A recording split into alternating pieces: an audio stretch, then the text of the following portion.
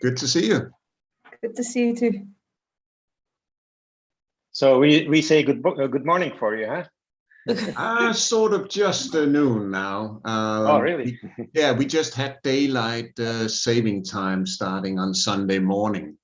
So it's 12 noon or 10 minutes to 12 now on the East Coast. Here. Okay. So. And it's 7 at your end, isn't it? We say good morning for you, huh? Sort of just noon now. Really? Yeah, we just it's 12 noon saving time starting on Sunday morning. So it's 12 noon. Tekrarlıyor galiba bir şeyler. Sizde de öyle mi? Benim YouTube'um açıktı, kapattım. YouTube'u kapattın. Tamam, okay.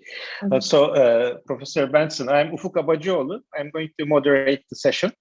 And Great, thanks. After you, I'm going to have a presentation. And before your talk, I will just make a very short introduction. Yeah. Because this course is mainly for young colleagues and residents in the Turkish Radiation Oncology Society. Yeah. And many of us know you very well, but I want to introduce you to the young generation. Yeah, thank you. No, thank you. I appreciate that. Slides. Thanks. Yeah. And I don't know if you have time, but after your session, we're going to have some questions. I'd be happy to do that. Yeah. And if they have live questions, they can ask. Yeah. Online. But after your session, I have a presentation about the quantification of the side effects in the clinic. And I prepared the presentation in English, but if in case you stay, I will present it in English. Otherwise, you can freely continue your daily. Yeah, no, I would have loved. I would seriously have loved to attend, but I have a meeting starting approximately 15 minutes after this one. Okay. No I don't know if that's a help for you. No. Your English is close to perfect, but I will have to get off the call, unfortunately. No problem. Thank you very much. I didn't know there was a whole program around it. No. I just saw my own lecture slot announced, so sorry about that. No problem. And also, I want to just want you to know it's a basic radiobiology course, and many of us don't have perfect English, including me. Right. So I don't know about that, but I would just ask you to speak a little bit slower if possible. Yeah, I'll try. That's all. I'll try. I tend to speak relatively fast. I think it's a personality thing. It's not because I want to speak fast, but you know, when you start and you sort of get into the pace, but I'll think about it and try to slow myself a little bit down. And do interrupt me if you think that it's just going too fast. Feel free to just say, can you? Yeah. Okay, thank you. So where did you learn your English? Did you spend time abroad or? No, in Turkey. Oh, in Turkey. Oh, you're very good. You're very good. But yeah. Not as good as Beste, but no, she's very good too. I know. Yeah. She spent time in London. Do you want to check your presentation for the? We could just try sharing? that. Yeah. Let me see. We will need to share screen, and then we will go here. And go into presentation mode. How about that?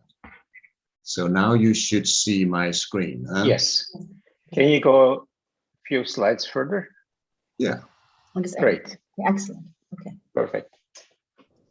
So that should work, huh?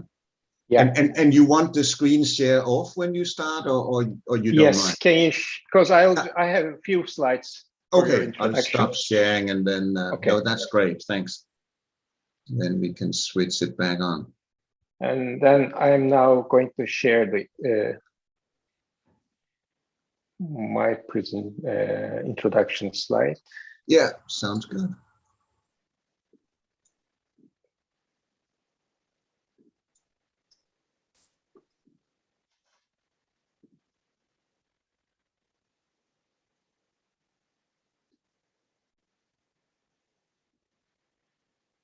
Can you see it? Yes. Okay, great. Perfect.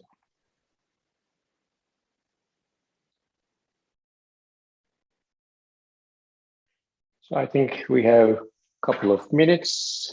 In 3 minutes, we can start just on time. Just not Okay, let sounds you good. to be Yep. late. Okay. We'll get a sip of coffee then in the meantime. Very good. So what university are you at? I'm now working at the Acıbadem University in Istanbul. Okay. Best is in Marmara University. Yeah.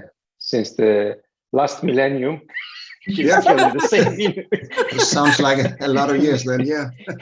We were working together in the same university. So Okay. I was the one to leave one of the people to leave the ship All right. earlier than her. All right. So it all fits together, huh? Yes. Yeah. Sarah is also doing a lot of work in radiobiology. Maybe you can see her there. Yeah. And she is in Izmir, and she's in the Ege University. And they have been organizing this radiobiology course since many years. And since this pandemic, they had to do it online, and they are doing it perfectly. So this gave us the opportunity to have our international, very well-known speakers in our meeting. Yeah, like you. Yeah. Thank you. Yeah, Thank I don't you. know if that's good or bad. I would have loved to come to Istanbul and see you, but that will be for another time, huh? Maybe in the future. We hope in the near future. Yeah. Hopefully we are getting to the end of this. It has been so unusual, hasn't it? And really disruptive for a lot of people. I mean, we are relatively privileged, but a lot of people have lost their jobs and so on. It has had a lot of consequences.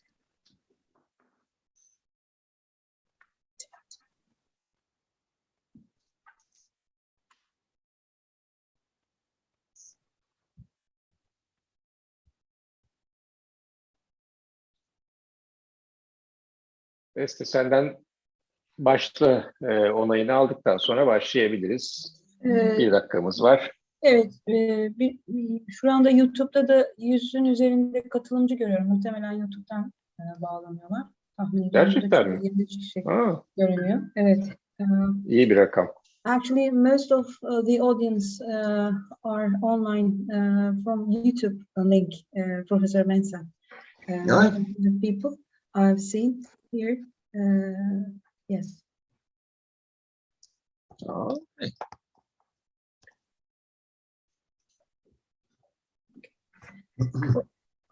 Hocam başlayabiliriz isterseniz. Buyurun.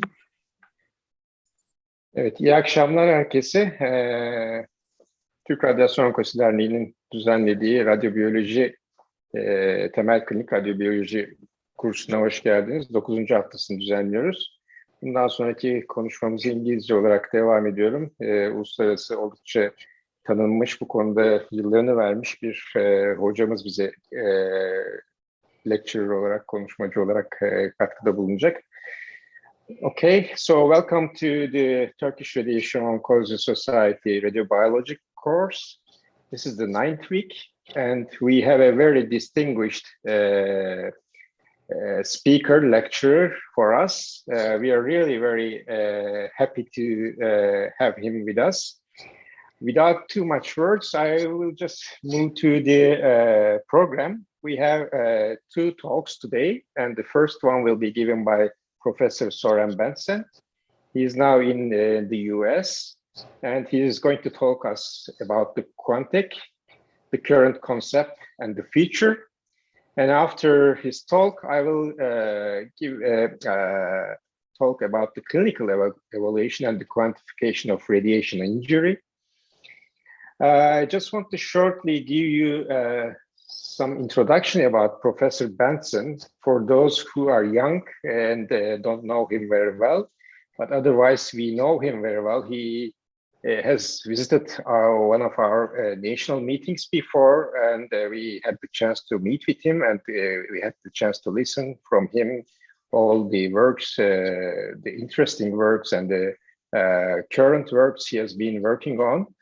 Soren Benson is now working in the University of Maryland in the Radiation Oncology Department and Epidemiology and the Public Health departments. He's the director of many other departments also. He's working in collaboration in many different countries, not only his university, but he's only the country that he's working, but many different countries. He has this education in Denmark in physics and mathematics, and he worked in several different countries, starting from Copenhagen, Aarhus, Copenhagen, then MD Anderson in the US, and back in Danish Cancer Society, Gray Laboratory in London, in University of Wisconsin, across the Atlantic, and now he's in the University of Maryland. He has received several medals from different organizations, including the ASTRO and the ASTRO, and he has received the Fellow of ASTRO in 2018. And he has done a lot of work in the side effects of the radiation treatment, and he is one of the leaders of the QUANTEC initiative.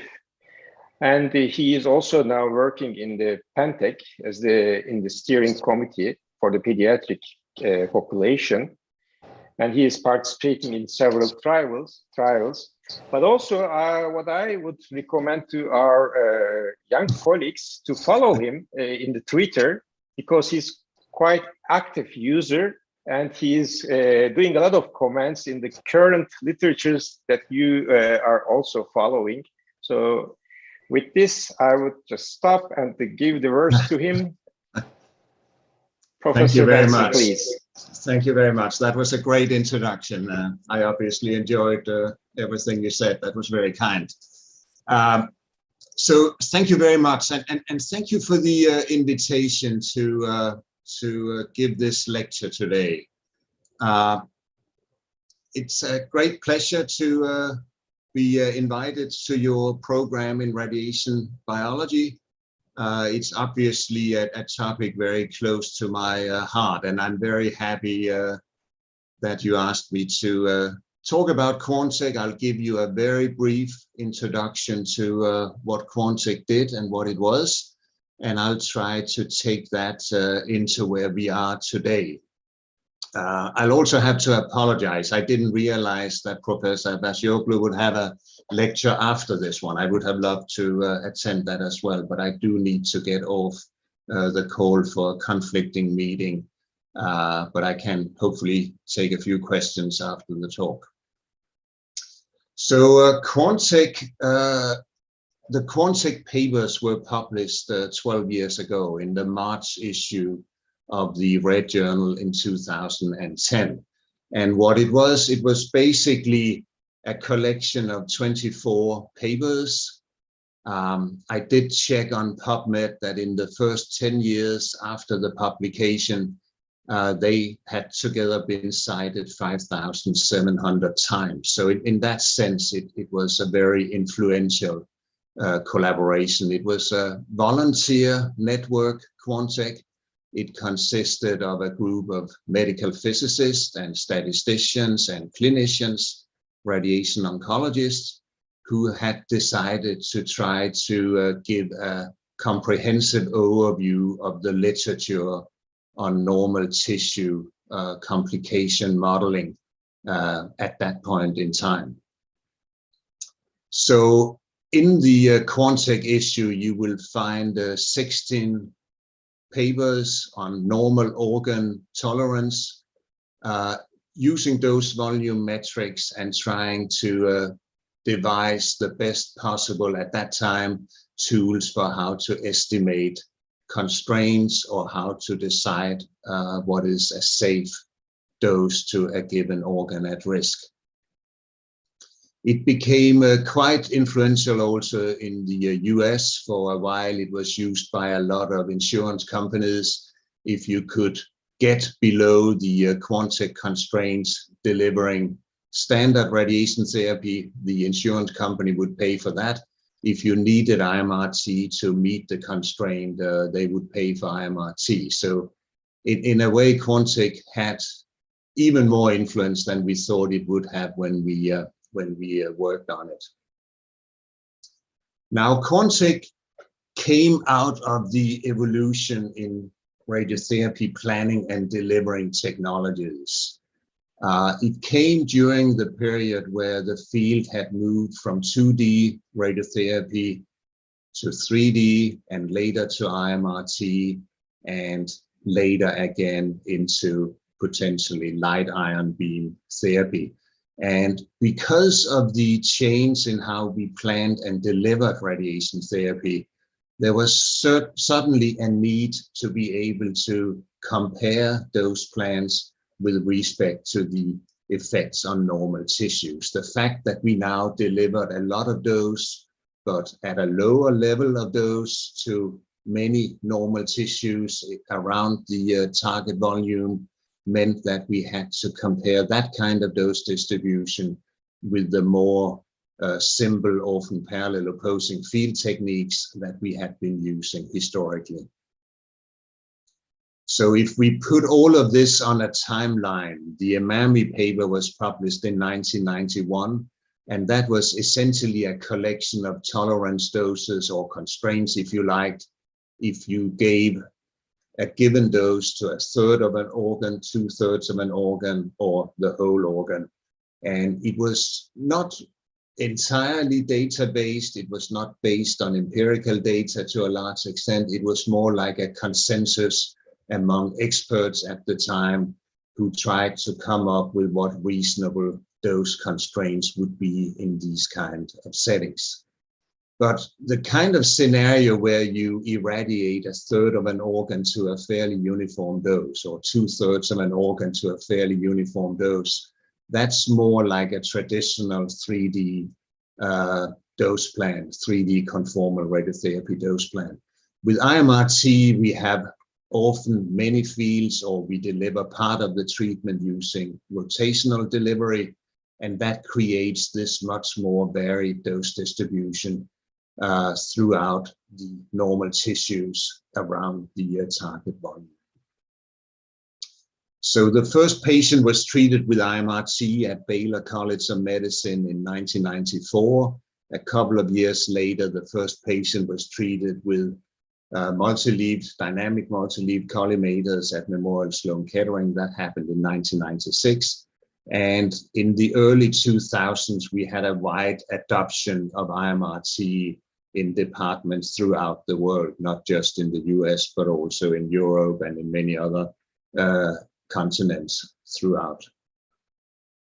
And QUANTEC came sort of in the middle of all this. It was initiated back in 2006, 2007. A group of people got together and decided that it would be helpful to produce this kind of an overview. And the papers that came out of this effort were published in March 2010, as we just discussed. So you would see that the total time from the beginning to the publication of this set of papers was in the order of 3 years. When we started working on QUANTEC, we discussed whether we should also include hypofractionated regimens, SBRT-style regimens, where you had very high conformality and where you delivered a few very large fractions to often quite contained target volume. We decided that that was an emerging field at the time and that there wasn't a lot of literature available, so it was decided to postpone that kind of an overview. And we also decided that we would only review the adult radiation oncology literature. We deliberately chose to not include pediatric radiation oncology data. So fairly soon after the publication of the QUANTEC volume, the Hypertech collaboration was formed, and Hypertech was about hyperfractionated or high dose per fraction radiation therapy. So that was a review of the SBRT style technologies or deliveries and the constraints that you would use for that kind of treatment. And that had a much longer gestation period than QUANTEC had. We thought QUANTEC was slow, but Hypertech turned out to take nearly 10 years from the beginning to the publication of the papers.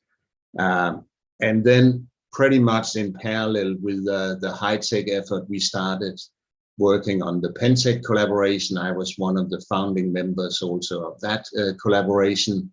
And the purpose of BENTZEN was to review the childhood cancer survivorship and the dose constraints for irradiating children with ionizing radiation. The Hypertech effort was published last year in May, also in the Red Journal. And again, these papers are free. You can download them. They are not behind the paywall.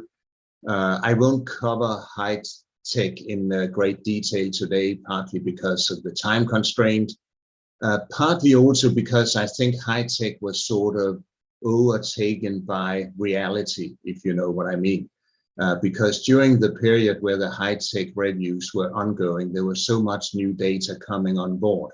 And I think to some extent, without being unfair to the group behind Hypertech, but I think to some extent that has made the Hypertech less relevant today, even though it was published relatively recently. Also, BENTZEN is close to a conclusion, but we have tried to make the organ-specific papers, the reviews, as current as possible. So I hope we are less subject to this aging effect of the literature. There's a couple of papers that are out already. One was published in Clinical Oncology in 2019, and that describes a lot of the methodology that we decided to use. And then just last year, late in 21, we published what is essentially the preface to what will become the BENTZEN volume of the Red Journal. So again, these papers are available for you to download if you're interested. But I'll go into the BENTZEN effort a little bit later in the talk today. Now, if we look at what happened on the modeling side, that has been fairly dramatic as well. Of course, it all began in the modern era with the linear quadratic model. It had a single parameter, maybe 2-3 parameters, depending on what flavor of the linear quadratic model we were looking at. And sometimes it didn't even have a single free parameter because people often assumed values for the alpha-beta ratio, the standard textbook values of 10 gray for tumors and 3 gray for late effects and so on, essentially meant that it was a model without free parameters.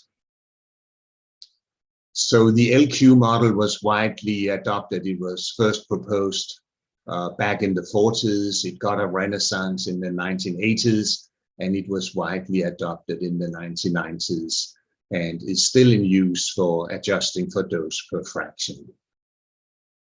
NTCP modeling started with the advent of 3D conformal techniques, and that was the dominating kind of modeling back when the QUANTEC overview was produced. And what has happened since then is that the field has gone into a more statistical kind of modeling. Most of the papers that are being published today are statistical regression models, logistic regression, or maybe Cox proportional hazards for the late effects, or maybe some parametric latent time distribution like mixture models and so on have been used. Often the number of parameters have gone up. In addition to the standard dose per fraction and volume effects, we also try now to model the effect of patient level risk factors such as comorbidity or co-medications. We try to model the effect of combined modalities, whether it's cytotoxic drugs or molecular targeted agents or immuno-oncology agents. And the sample sizes that we are analyzing are typically much larger what was available back in the QUANTEC days. A typical series in the QUANTEC overview would have like 70, 80, 100 cases maybe, and were often single institutional case series. Now we have access to much larger data sets, in part thanks to archival systems, so we can go back and reconstruct those distributions in large numbers of patients going several years back in time, but in part also from cooperative group or large public registry data that has really pushed the number of cases into the many thousands now. So it's a much better basis for doing these kind of estimation procedures. And just around the corner, we have all the exciting developments with artificial intelligence and machine learning. And again, I'll address that a little bit if we have time towards the end of the lecture. It's very exciting, and at this point in time, it's probably a good idea just to take stock of where we are and what we can reasonably expect to see in the next 5 years or so. A lot of the historical modeling was not very statistical. A lot of it was driven by medical physicists back in the days, and that also changed after 2010. People started to use state-of-the-art statistical methodology, the kind of efforts that were put into validating models and calibrating them and showing that they could actually work if you applied them in an independent series from the one they had been developed in. All of that really came online in the last 10 years or so. And unfortunately, in this context, the AI ML type of methods are lagging a bit behind, because a lot of those papers actually lack appropriate statistical evaluation of what those kind of models can do. So if we look at the big picture, we have gone from the LQ model that was at least initially a mechanistic model, going into more statistical type modeling, and now moving into the era of neural networks. And also the use of these models have changed. The LQ model was originally mainly used to compare fractionation schedules. And the NCCP models were used often to derive population constraints. So what is a safe dose for the lung parenchyma, or what is a safe dose for the eye, or what is a safe dose for the brainstem, say, or to do class solution comparisons. For instance, comparing a IMRT type delivery technique with a standard 3D conformal technique. But what has happened in the recent years is that we have now moved more towards not comparing class solutions, but comparing outcome in individual patients. And that again has dramatically changed the scene. It has dramatically changed how we think about models, and it has made the models much more critical in terms of the accuracy when you actually use it to prescribe treatment in an individual patient. Now let me tell you a little bit about BENTZEN also, and I'll return to the AI and ML towards the end. But let me just tell you a little bit about BENTZEN, because BENTZEN in a way is the collision between two frameworks for studying late treatment effects after radiation therapy. What we did in the QUANTEC era was that we looked at what we could call traditional NCCP models. And we often had a relatively homogeneous population that was exposed. You would often take a series of breast cancer patients or a series of bladder cancer patients, and then you would study adverse events as a function of time in that population. The exposure was known in these series. We had relatively accurate estimates of those to the relevant organs at risk or to the relevant structures if it was a substructure in an organ. And that came out of the CT-based treatment plans, of course. And then we often use specific clinical biological endpoints. I'm sure Professor Abasioglu will tell you a lot about the difficulties involved in doing this. So when I'm saying that we often use specific endpoints, even that is not so simple. We have learned a lot also in that respect. But often the endpoints were actually specific to radiation exposure. And we were often forced to look at relatively low-grade events, say grade 2 pneumonitis, simply because the events were so relatively rare that in order to have sufficient numbers of cases to look at, we needed to go to relatively low-grade toxicity.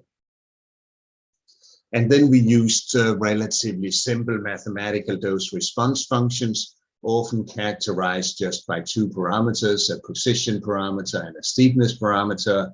And then, of course, you needed some kind of a volume parameter, for instance, the Lyman model, if you included the effect of dose distribution into the model.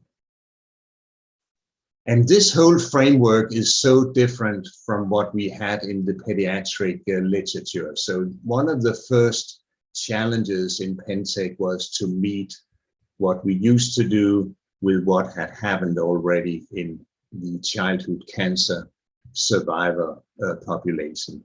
The populations reported are often heterogeneous in terms of the age at exposure, the underlying diagnosis, and the population exposed, and the techniques used will often span over a very long period of time. And this means that the technologies applied in the early years may not be comparable to what we apply today. The exposure in many of these studies is relatively poorly described. Often we have tried to get a guesstimate of the dose using retrospective phantom dosimetry, and thereby trying to make a dose estimate. But it's obviously not nearly as rigid as what you could get if you had individual CT scans. And then what is important is that the endpoints are often not specific to radiation exposure. A lot of the adverse events after radiation therapy for childhood cancer are events that could also happen in unirradiated individuals. Say congestive heart disease or valvular disease of the heart, or say second malignancies, or some kind of growth disturbance from hormonal growth hormone effects of radiation therapy. These are effects of radiation that modulate the risk of something happening, but they are actually not specific to the fact that these children have been irradiated with ionizing radiation. And this means that instead of calculating the probability of something happening as a function of dose, like what we used to do with our NCCP models, now we are talking a different kind of language. We are often talking about the excess relative risk, or we are talking about the excess absolute risk. It means that when we compare irradiated individuals with a group of unirradiated controls, what is then the relative change in the risk, or what is the absolute additional risk that can be attributed to the radiation therapy?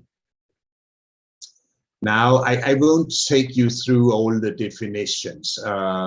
Again, I think it's not really a good use of our time today, but I just wanted to show you a table of the many different measures that you will find in the literature. And as part of the BENTZEN papers, we will discuss these in slightly more detail. So if you are a little patient, hopefully within the next 1 year or so, these papers will be out in the Rate Journal, and then we will discuss how you can convert from one risk estimate to the other. But what I would like to tell you today, and I'm sure a lot of you are aware of this already, but just highlighting how important it is to keep them separate. You can typically convert from one way of quantifying risk to another, but you need to be really careful with your language, that you really make sure what it is that you are calculating, and you need to be really careful with how you interpret the risk, because obviously it will make a big difference whether it's an absolute risk or a relative risk that we are calculating. Now, this all became acutely important because of Sarah Darby's paper on major coronary events after radiation therapy as post-operative treatment for breast cancer. And Sarah Darby published a big case control study. This was in adults, but the problems are the same, of course. And she derived this relationship. She plotted the percent increase in the major coronary event rate with 95% confidence intervals as a function of the mean heart dose.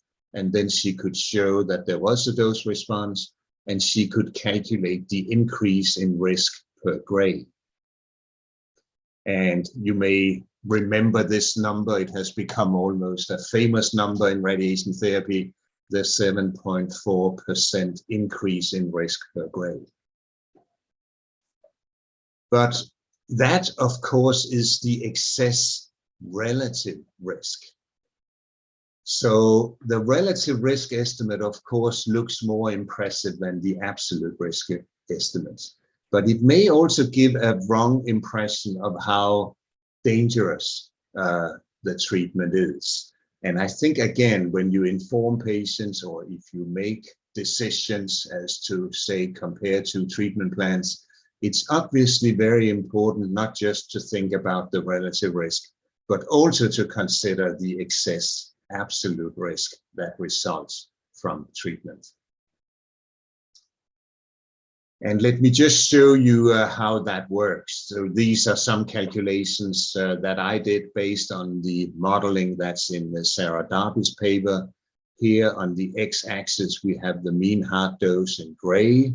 And here we have the absolute risk of ischemic heart disease after radiotherapy if you are treated when you're younger than 60 and if you live until you are 80. So it's the risk you will have experienced by the time you reach 80, given that you were treated when you were younger than 60.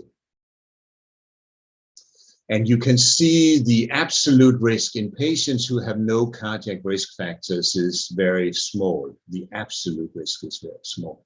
And even in patients who have one or more cardiovascular disease risk factors, such as hypertension, smoking, whatever it may be, these risk factors are associated with an elevated risk of ischemic heart disease also after radiation therapy.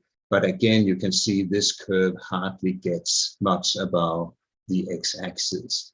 And in fact, you would need a magnifying glass to really see the difference. The risk if the mean heart dose is 10 gray for this kind of a scenario is 1.2%. And if you have one risk factor, one or more risk factor, I should say, that risk will increase to 2.2%. So it's still a relatively low risk. And as I'm sure you are aware, in most cases with modern techniques, we are well below 10 gray. That would be a very high mean heart dose with modern radiotherapy. So again, I'm not dismissing the value of looking at relative risks. They are helpful in many ways. But it's also important to be able to go back and forth, to go from what looks like a high increase in the relative risk to realizing that that actually corresponds to a relatively small increment in the absolute risk of something happening.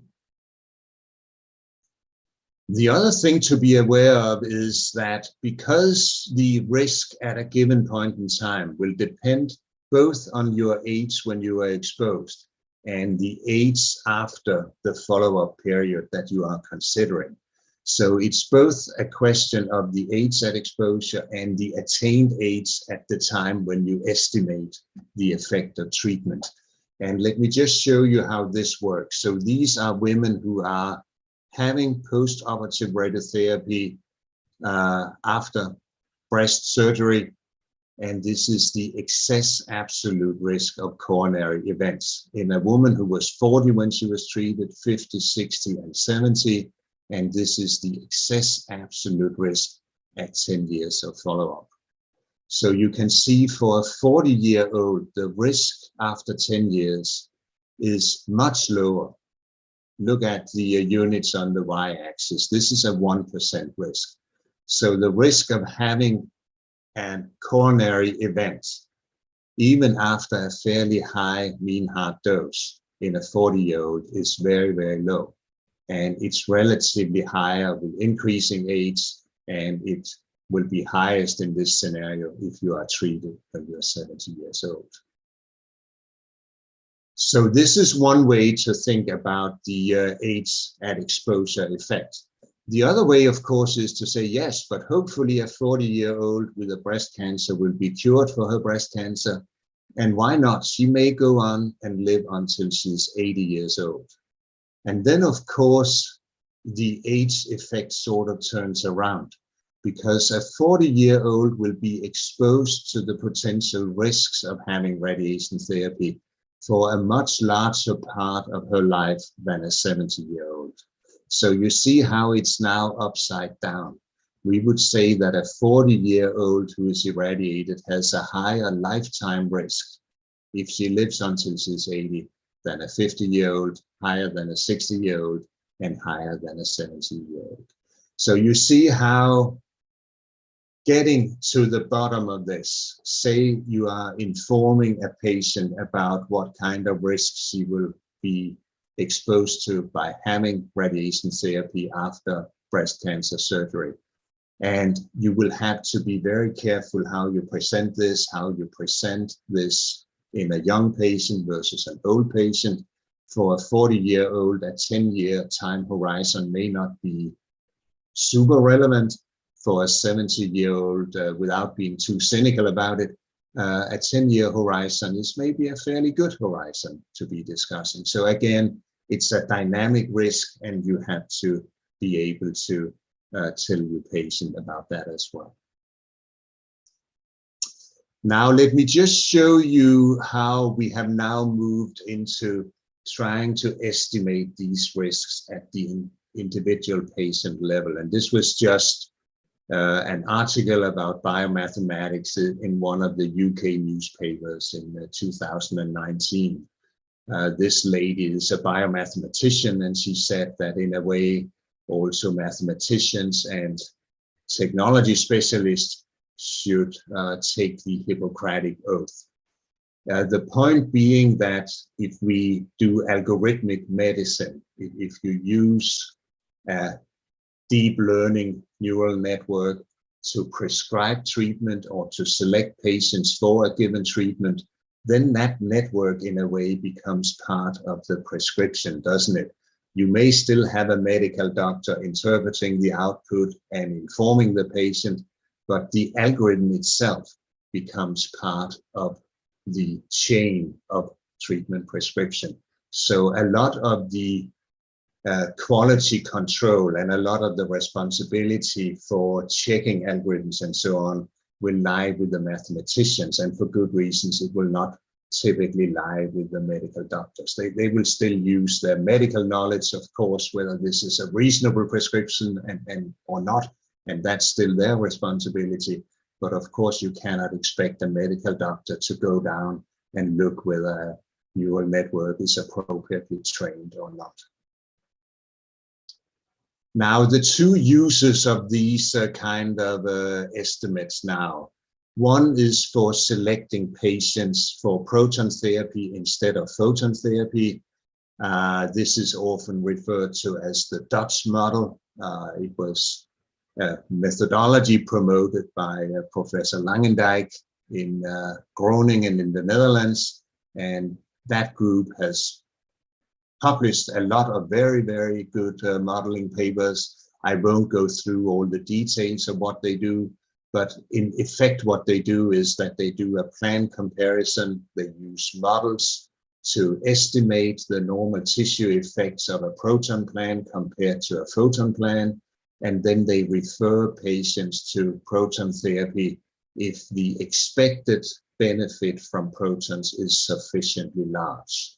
And that has been accepted in the Netherlands by the insurance companies as the basis for reimbursing proton therapy. But now the quality of the model becomes really important, and important in a different way than what we saw back in the QUANTEC time, where we used it more to say, yes, what would an IMRT versus a 3D conformal plan do in a patient? Now you really would have to believe the model, at least to some extent believe the model. And the problem, of course, is that if you train a model on one radiation delivery technique, it may not easily be valid for another technique. This again was work done by also Hans Langendijk's group, looking at predicted risk versus observed risk. And they did that in a 3D conformal radiotherapy cohort, and they looked at sticky saliva and expression of dryness of the mouth. And what they did was that they used an NCCP model, and then they had a validation set of 162 patients and said, okay, how well can the model actually predict what we observe in these patients? And you can see when the validation cohort was an IMRT cohort, actually the model didn't fit that well. So if you look at this is the predicted risk as you go from low risk to higher and higher risk, you can see that the observed risk actually doesn't vary a lot. Maybe with the exception of the very low risk, they did have a low risk, but all the slightly higher risk, basically the predicted risk has no relationship to the observed risk. So that's the challenge. When we say that a model is validated, it's only valid within a given frame. And that frame in this case is 3D conformal radiotherapy. And when you took that model and applied it in an IMRT population, then it didn't perform as well as it would have done before. And that, of course, is also the problem with photon versus proton comparisons. There are very few models that have been validated for proton therapy. Most of the models that we have currently are photon therapy models. And it's not obvious that you can use a photon therapy model and then use that model to predict the outcome of a proton therapy plan. I won't take you through this in great detail. This is work from our department. One of our residents, one of our doctors in training is the first author, Cristina de Cesaris, and this is published in the Red Journal. But we actually saw that for skin reactions, we used the equivalent dose in 2 gray fractions to a rind just below the skin. Proton therapy for a given dose to that volume is actually a higher risk of having grade 2 or grade 3 dermatitis than a photon plan. So if we use the photon plan model to estimate the benefit from going to a proton plan, then we would in fact be too optimistic about what the protons would do. So you see, the point is that most likely when you do these kind of plan comparisons, you would actually need a photon model for the photon treatment and a proton model to evaluate the effect of the proton treatment. So that's a challenge currently. Now, let me just skip this other example in the interest of time. I just wanted to show you the other main application that we have been working on at University of Maryland. It is the idea that we can now start to factor individual patient level risk factors into our dose constraints. If we are willing to accept, in this case, a 20% risk of radiation pneumonitis, then we can use the Quantic dose-response relationship for pneumonitis. And what Anne Appelt and colleagues did in this paper that we collaborated on was to try to say, okay, what if that patient actually has risk factors for developing pneumonitis? Then the constraint would have to be dropped from 19.8 gray all the way down to 7 gray. And smoking is actually a protective factor, believe it or not, but that has been established in a lot of studies.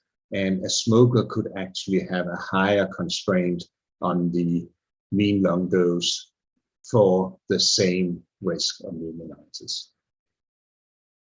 And that can be taken all the way into your plan optimization. Again, this is work from our group at University of Maryland. It has also been published, so feel free to consult the paper if you're interested. But the idea is to try to optimize the plan, not using dose metrics for the optimization, but using patient outcome, using one of these models to predict the outcome from a given plan.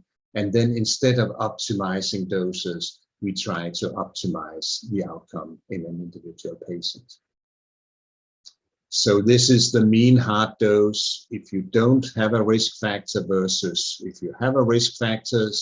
If you have a risk factor, and you can see what happens in patients without risk factors, that's the mean heart dose on the x-axis. And on the y-axis, we have those same individuals, but now assuming that they had one or more risk factor for cardiovascular disease. And you can see that then the dose, the mean heart dose, will be pushed below the y equal x line. So we will have more dose to the heart without the risk factors than if the patient has the risk factor. So we can take more of a risk in a healthy patient, if you like, than we could in a patient who had cardiovascular risk factors. And why would we take more risk? We would obviously take more risk because these are individuals who had regional nodal irradiation after breast cancer, and you can push the dose to your target volume more in a healthy individual than you could in a patient with risk factors if you were willing to accept the same risk of cardiac complications. So that allows us now to move into a different way of treatment planning. And again, I won't take you through too much detail here in the interest of time, but you can basically work towards plans that for a given level of risk will give you the maximum possible tumor control probability. And such a plan is called Pareto Optimum. The point being that if you're willing to accept more risk, you may be able to improve the tumor control, but for a given fixed level of risk, a Pareto Optimum plan cannot be improved. It is optimal within that constraint. So we have done work like this, and again, showing here, depending on what modeling parameters we assume, we can protect the heart more or less. And it all depends, of course, not just on the cardiac tolerance that we estimate, but also on what we estimate in terms of underdosage to the target volume. You would need to optimize the trade-off between the dose to the target and the protection of the normal tissue. And again, we would be relying on the bioeffect models to strike that balance. So it's a very exciting perspective. It's obviously something that may happen in the future. We are not quite there yet in terms of having the reliable models that allow to start doing it in the clinic tomorrow. But at least in principle, we have shown that this could be achieved.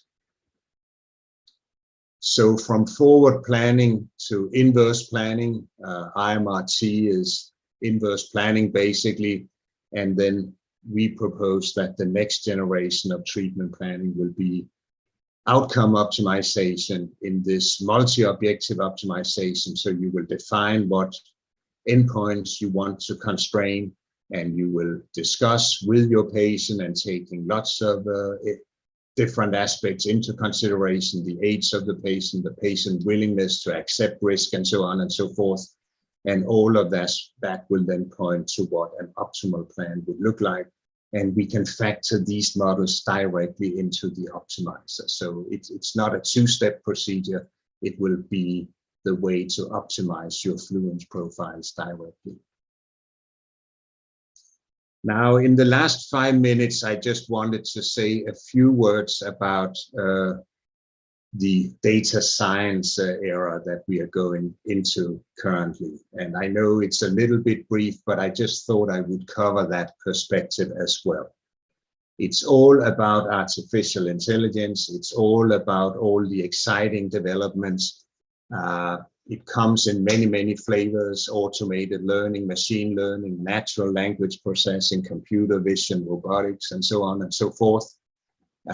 It's everywhere. If you have a phone in your pocket and you ask for photos of yourself or your wife or whatever, then again, with a little bit of luck, you will find lots of photos of yourself or whatever you wanted to find. If you ask for photos with water in them, it will be very, very good at finding all kinds of lakes and the sea and the rivers and so on and so forth on your phone. And that is done using this kind of algorithm.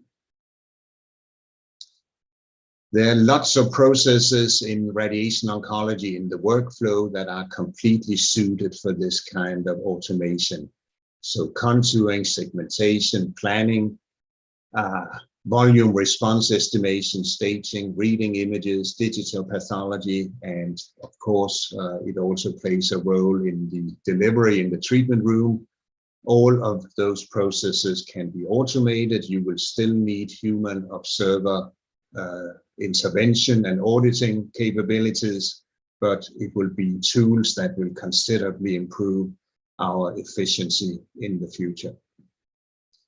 And there's also an interest in using this for statistical inference. Instead of using statistical models, you can use these more complex neural networks for trying to establish, for instance, the pattern that links dose distributions to outcomes.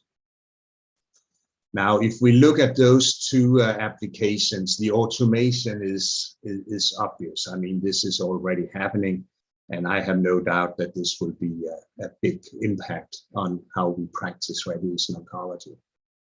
The inference part, I think, is much more, it's more up in the air. It's more controversial right now. I'm not sure that it will really replace statistical modeling. And I have a lot of good reasons for believing that, or for being skeptical, if you like. But obviously, it's something that we are working on, and it is something that we need to explore.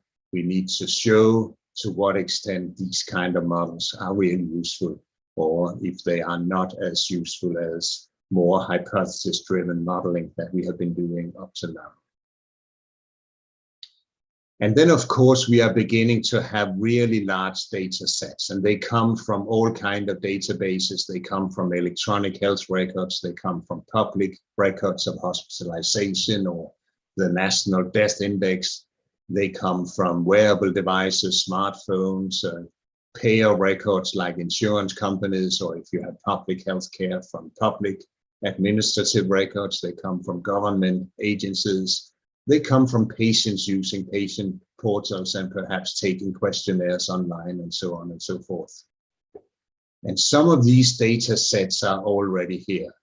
In the US, a lot of us are working on the National Cancer Database. There are 34 million patient records in that database. If you look at a relatively common cancer, such as breast cancer, you have 2 million breast cancer cases just like that. And that's obviously a lot of breast cancer cases. And you can start to look at even very rare presentations, like we published a paper on breast cancer with an unknown primary, typically where the woman presents with positive nodes in the axilla. And despite all kinds of imaging, you cannot find the primary. And then, of course, what do? This is a very rare presentation. But if you have 2 million cases up front, you will find 1,500 or so of these cases out of the 2 million. And then we can start to see, okay, what happened? What is the survival? What kind of treatments did they actually receive? The Food and Drugs Administration in the US has what they call the Sentinel Database. It's a very large database. They have nearly 800 million person years of data, and these numbers are from 2020. They have 15 billion, so 15,000 million pharmacy dispensings, 14 billion unique medical encounters, lots and lots of members with at least one laboratory test result, and so on and so forth. And there are endless possibilities, of course, when you get into these large databases. And the question, of course, is if instead of starting with basic science and then working our way towards adoption of a technique in the clinic, whether we could start with population data and then analyze the data, perhaps come up with hypotheses that we could test in the laboratory or in trials, and then learn about basic science, but sort of turning this research chain upside down, going from ideas to data, and now from data to ideas. And again, I find it very difficult, and that's also what we wrote in this review paper with Ivan Vogelius back in 2020. I find it very difficult to believe that this will replace the traditional hypothesis-driven research, but I'm absolutely convinced that it will be an important supplement to that kind of research. So I think we will be doing both, and we will have to learn when we should use this kind of paradigm and when the data science paradigm is more efficient. And then I would just say a single word about data mining. When you start doing data mining in these large data sets, you often find out that there are data that are not there. And data farming is this idea that if we prospectively plan that one day we will analyze the data, then data farming means that instead of just digging in the soil, you actually plan to add outcomes or data or links to images or links to treatment plans and so on. And you do that prospectively so that when you're ready to analyze the data, you have already prepared the ground. You have already sown the seeds. And data farming, I think, is something we will all be doing more in the future. So that's really what I wanted to tell you today. I'm sure that in the next 5 to 10 years, we will be creating large curated databases with outcome data, with images, with dose matrices. With these kind of new tools, people can go back, we can all go back, and we can delineate structures that were not delineated at the point of care. And there's a lot of groups currently working on this, and we have seen the first papers where people have retrospectively gone back to a treatment plan archive. They have outlined cardiac substructures. This is a study just published recently in the Reg Journal from the Netherlands. And they have then retrospectively been able to calculate those to various substructures in the heart. And this is so powerful because then obviously you will get a very large data set with individual level dosimetry that you can start to analyze. And now we can push the limits from the low-grade toxicity that we may not be so concerned about to the high-grade toxicity that we really should be concerned about. We would need to agree on an ontology so that we can compare these databases and share data across institutions. And of course, when we do modeling exercises, we should store the full model. A lot of modeling is underreported in the literature, and we should store the full model together with the data set that was used so that people in the future can go back to your data and then see how the data would fit with whatever new model they are working on. And as I just said before, the future is already here. This is happening right in front of our eyes, and this will happen even more in the next 5 to 10 years. There's a lot of opportunity. For those of you on the call who are just beginning to enter this field, the future is bright. There's so much opportunity, and there are so many opportunities to get involved. You should be aware of these, and you should be part of the people who take it forward. So the current models are far from perfect, but they are actually much better than what we used to have. And as Voltaire said, the perfect is the enemy of the good. You cannot expect to get to a perfect model just like that. And think about the alternative. If you have a single point constraint, that corresponds to a model where you have a very low risk below a given threshold and then a constant risk above that threshold. And that's pretty bad. that's much worse than actually fitting a model to your data. And if you don't even have a constraint, then you have a really bad model. You have a model that is just crazy, because then you believe that dose doesn't matter at all. And what we really have learned is that the dose of ionizing radiation is obviously what drives radiation side effects. So all models are wrong, but some are useful. George Bock's famous quotation from 1987. And with those wise words, I would like to thank all of you, and thanks for your attention, and thanks for inviting me today. And as I said, I'm happy to take a few questions if time allows. Thank you very much, Professor Benson. It was really a perfect speech for us. Thank you. It was very clear and very understandable, and understand in a basic way in this complex complex things in radiobiology in general. So thank you. That's very kind of you. Thank you. You may ask questions in the chat box, but meanwhile, I have few questions just to let the people write. As I understand from your talk, it's a developing condition. I mean, all these efforts are maybe changed in the next years and decades. Yeah. Do I understand from that you are going to maybe publish a QUANTEC version 2 in the future or something like that? Yeah, no, that's a good thought, and it is being discussed. We organized a workshop in Baltimore just before the pandemic, actually. That was back in February 2021. We had participants from Asia who couldn't travel because of coronavirus in those countries. And some of our Italian participants were lucky to get out of Italy just before they closed all kind of air travel.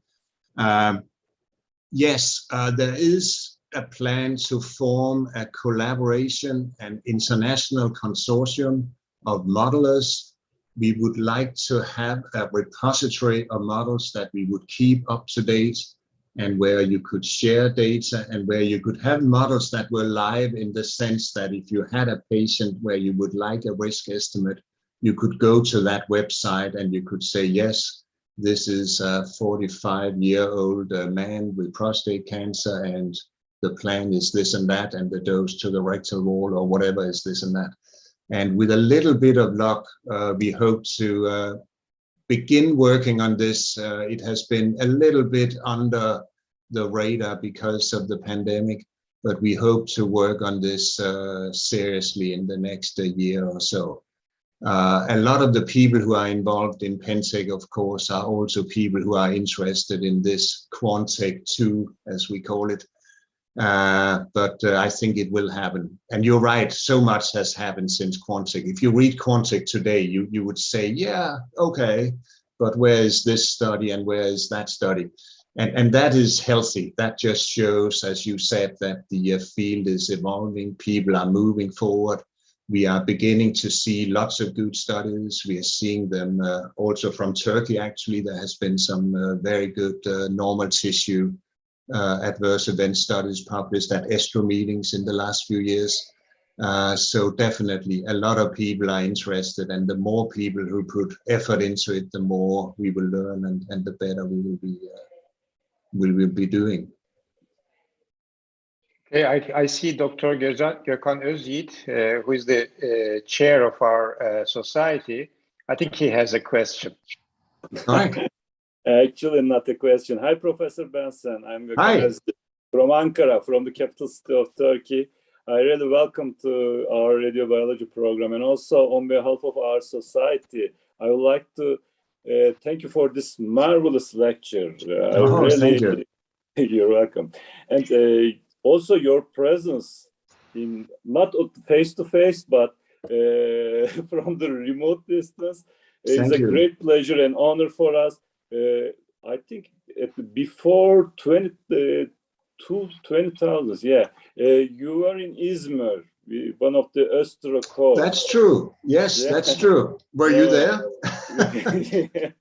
Not actually. No, it's a pleasure for me, honestly, and thanks for your kind words. I'm very happy to give the lecture today, and I was very happy to be invited. I have very good memories from Turkey, and I have known not just Beste, but also many other colleagues. I worked for Özlem Ataman, or she worked with me when she did her PhD, of course. So I feel definitely connected to the Turkish radiation oncology community. Thank you very much. And at the beginning of this radiobiology program, I actually called radiobiology as the kitchen of radiation oncology. And yes. Yeah, and I'm not sure if we are giving adequate value and importance to radiobiology. You're moving from Europe to United States maybe because of that. Because radiobiology programs, there are some couple of issues. I know all those problems. But I don't know. No, I hear you. Or not, I have no idea. But in Turkey, we have only one Master of Science program in Turkey, no doctorate program. We should give enough importance to radiobiology. As I told you before, it's the kitchen. We should cook our meals over there. And then I agree. No, I couldn't agree more. I really agree with you. I think radiation biology has been on the defense for quite a few years. I mean, in Britain, it has been rolled back in a big way. In the US, to some extent. In some countries, the Netherlands, Germany, maybe less so. But I think you're right. And I think if you want to, I think it has been a big problem. And I think you're right that it is also a problem who will teach the next generation then. Because if everybody get old and gray-haired, like I'm doing, then who are the teachers of the next generation and those people who come after them? And I think it is important that we put it on the agenda and that we try to train people as much as we can. If you want to have a little bit of sunshine also, because I think part of the good news, maybe if there is some good news, is that the clinical radiobiology has also grown much stronger, I think. The idea that we actually use clinical observations and people go into the clinic, they start studies, they do plan comparisons, they start giving questionnaires to patients, they do quality of life assessment, whatever. I think that has been a positive development. So the lab sciences have been under a lot of pressure, and I think that has been bad to see. And I agree with you, actually, and I think we need to find a solution to that as well. At the same time, we have seen growth in the clinical radiobiology, and a lot of the questions now. In the old days, we would say, yes, there are mouse data showing so and so. Now, more and more, we can sometimes say, yes, there are actually clinical data showing that so and so. And again, I think we should walk on both legs. I think you need lab science, wet lab science as well. I think you need in silico science, modeling, calculations, all kind of stuff. And I think you need clinical research as well with a scientific kind of drive and not a purely maybe always clinical drive. Yeah. Completely agree. And as final words, so in this context, I really appreciate your contribution to our radiobiology program. Appreciate it. Thank you. Thank you. Thank you very much. Professor Benson, before you move to your meeting, I know you don't have time. I have one more question. Maybe after that we can let you free. No, I'm good for another 10 minutes, actually. Okay. If you have other questions, I will just add. Do you think that there's enough data with protons to write a quantic proton version? Oh, that's a good question. I think we are probably right at that limit. I think it is beginning to come, but I think you put your fingers right on the open wound, because there's not so much systematic data from protons yet. I know there's a group in Japan that actually has a very large set of data, and they are beginning to publish from that data set, and I think that's very positive. I also know that there's a group in Heidelberg in Germany who sits on a relatively large data set of proton data. With a little bit of luck, with the new proton centers coming up online, we will start to see more outcome data. But I think you're right, we are not quite at that point yet. The reason I'm asking this is because you probably have the same issue, the problem in the BENTZEN, because a lot of pediatric patients are being treated already with protons in many centers. Yes, you're absolutely right. 100%, I agree. The problem there is, again, that proton therapy for children in a big way is relatively recent. And a lot of the effects that we look at in childhood cancer survivors are really late effects. They come after many years. When you hit the age range where you start to run into cardiovascular disease or malignancies and so on, you see that elevated risk in children who had radiation therapy. So by looking at these very late effects, we are forced to go back to technologies that are not dominating anymore. We are beginning to see the first childhood proton therapy late effects papers also with second malignancy. But if you look carefully at those papers, they are still very early, so the data are not super strong. There's not a lot of events yet. But I think it will come, and I think it will come in a way that we will be able to analyze it in the years to come. But you're right, there is a dilemma here, and you're also right in what you said in the introduction to your question, because a lot of these models are data hungry. They need big data sets, and that's because of all the moving parts in the data sets. The more you adjust for age at exposure, at attained age, the more you adjust for co-medication or other treatment modalities and so on, the more data you need.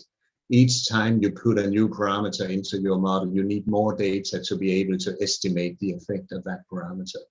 So what used to be a big data set, today we would say, oh, that's not a lot of data, we would need more, And that's kind of the where we are. We always need more data. Whenever people say, how many patients will I need for this study? We say, well, more than you like, because that's always true. And I hope we can see these large collaborative networks, maybe national networks, hopefully also international networks. If large departments go together, it doesn't need necessarily to be everybody in a country, but maybe the 4 largest centers or whatever. I'm not against the smaller centers, and I think there could be educational value, of course, in having everybody involved. And sometimes small centers are more active than large centers. I understand that as well. But having said that, to get those numbers, simply to get the big volumes, it would be nice if we could collaborate. And I think we are collaborating more and more. When I started, people were often sort of protective about their data. I said, you shouldn't tell them everything you know, and so on and so forth, and you wanted to publish first and so on. I think that's much less of an issue today. I think a lot of people see the value of collaboration, and in my experience, most people will not try to run away with your data or anything like that. I think it's much more collaborative. Okay, I think we're done. We don't have any. Sarah has a question. Last question. Last question. Right. I really want to take. It was an excellent lecture, Professor Benson. Thank you. In your beginning of your lecture, you mentioned that we have a long way to walk. Yeah. But what's your prediction about Hypertech Technology? Do we really different those constraints for that? And when will we get it? Yeah, that's a good question also. That's a very good question. I don't think there's a simple answer. I think some constraints can probably be extrapolated. I think other constraints are not relevant anymore. I think just like what we discussed with the protons versus photons, I think the models we use, and thereby also the constraints we use, will often have to be developed for the kind of technique that we are using.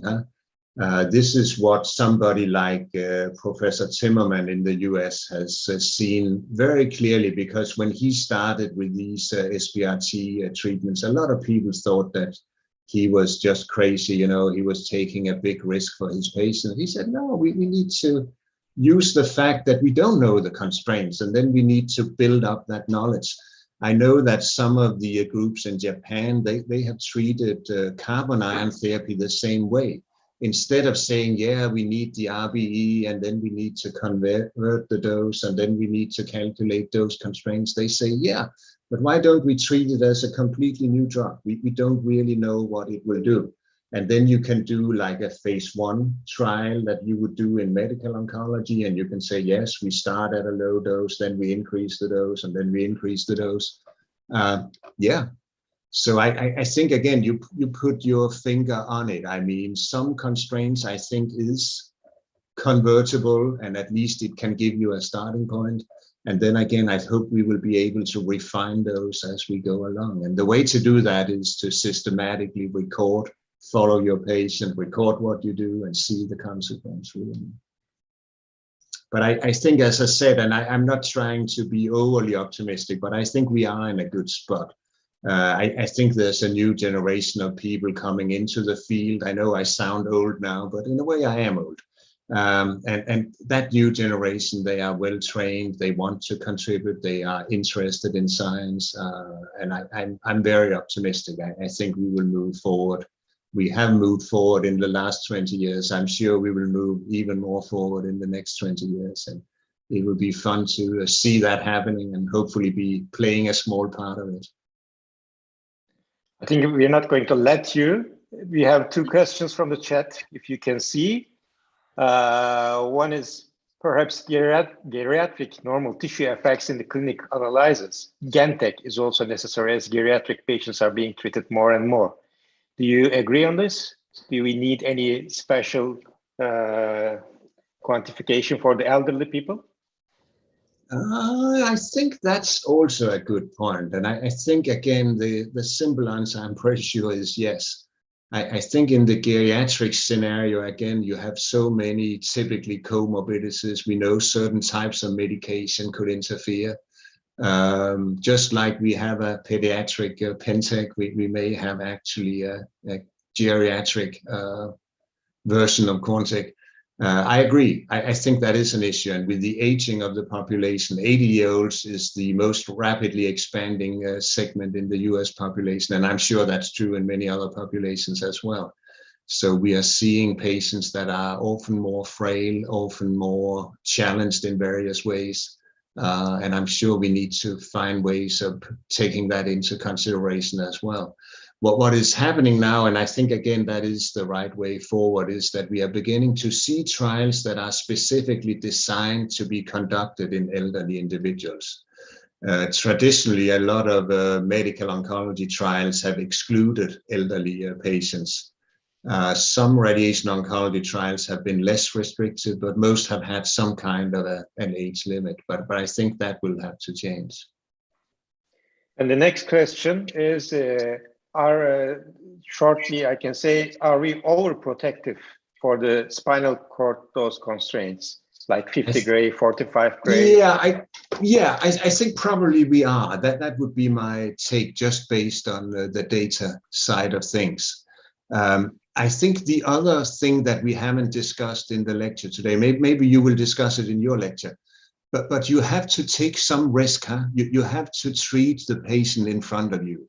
You have to treat the disease in that patient with sufficient intensity that you give that patient a good chance of being cured. So a spinal cord constraint, any kind of constraint, can only be seen in relation to what is the gain by exceeding the constraint. I think often we are being sort of too concerned about our constraints, because obviously if you are just below, say, 45 gray, or if you're just above 45 gray, that may not be a huge difference in terms of risk. But if the advantage of going in with that kind of field technique and maybe exceeding the constraint, not exceeding it widely, of course, but maybe just exceeding it a little bit, if that is justified, if it will give you a much better dose distribution in your target, then I would probably say, yes, we need to find a way of making this work. Huh? And I think, again, it's important. You cannot reduce your risk to zero. I mean, if you have surgery, there's a risk. If you have a dental implant, there's a risk. Huh? There's always a risk. If you do something active, there's always a risk. And of course, in radiation oncology, we would like to keep that risk as low as possible. And I'm all for it. I think often we have not been good at doing that. But you also have to accept that there will be a risk, and we need to find the right balance. You cannot be overly conservative, because then you may be under-treating your patients. So I think that's a good question also. Okay, I think we're done. Thank you very much. Thank you. Excellent. I appreciate it. Thanks for your time, and thanks for having me. And I really enjoyed all the questions. They were good questions. Thank you very much. We hope to see you in a live meeting soon. That would be fun. I'll come if you invite me. Sure, Thank you. We will do that. Thank you. Thank you. Bye. Bye. And now, şimdi Türkçe'ye geçiyorum izninizle. Beste Hocam, Serra Hocam. Ve hemen hızlıca kalan süreyi kullanmak adına ekranımı da paylaşıyorum.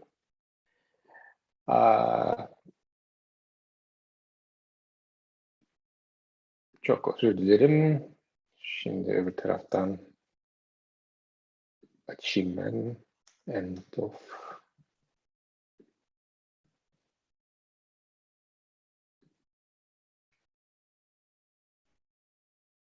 Kaç dakikada bitirmemi istersiniz Beste Hocam? Ona göre Burası olsun sizin. herkesin sabrınızı. Benson Hoca nasıl sıra dışı bir insansa siz de hocam bizim için, dünya için öylesiniz. Lütfen istediğiniz gibi kullanın zamanı. Şimdi mümkün olduğu kadar sizi sıkmadan Türkçe konuşmanın da rahatlığı içerisinde bir sunumun üzerinden geçeceğim. Tabii konuştuğumuz şeyler hep modellerdi. Ama bu modeller klinik deneyime ve klinik tecrübelere, daha sonra da yapılan çalışmalara dayanıyordu.